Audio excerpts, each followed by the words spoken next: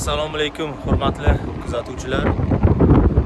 Va nihoyat biz oxirgi shahrimiz Dohaga keldik.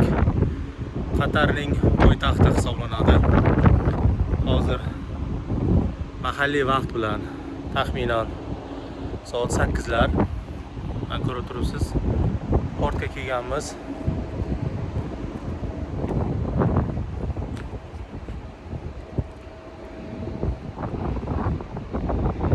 Doha ham katta shahar. Futbol bo'yicha jahon chempionatini o'tkazdi. Bu yerda ham Dubay kabi katta megapolislar bor. Mana ko'rib turibsiz. Juda chiroyli shahar. 7 kunlik cruise linerda o'tkazgan kunimizdan afsuslanmaymiz hech qachon. Sababi 7 kun davomida ham dengizni, ham shaharlarni, ham madaniyatlarni kuzatdik. Kema Costa Smeralda Italiyaning kemasi bo'lgani uchun barcha sharoitlar mavjud. Italiya bo'yicha to'liq ma'lumotga ega bo'ldik. Har bir qavati, har bir shahrini tasvirlagan. Rim, Palermo va boshqa shaharlar. Juda chiroyli kema hisoblanadi, ya'ni cruise liner. Mana Dohaga ham yetib keldik. Bu yerda biz bir kun davomida shaharda aylanishimiz mumkin.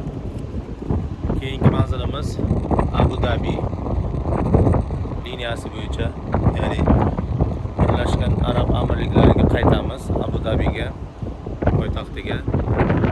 Oxirgi demak shahrimiz Abu Dhabining o'zi bo'ladi. Abu Dhabidan chiqdik va Abu Dhabiga qaytib boramiz. Mana shu 7 kun davomida jami 4 ta shaharni ko'rdik. Abu Dhabi, Dubay, Ammonning Muscat shahri va Qatarning Doha shahri. Bir kun dengizda bo'ldik, to'liq bir kun.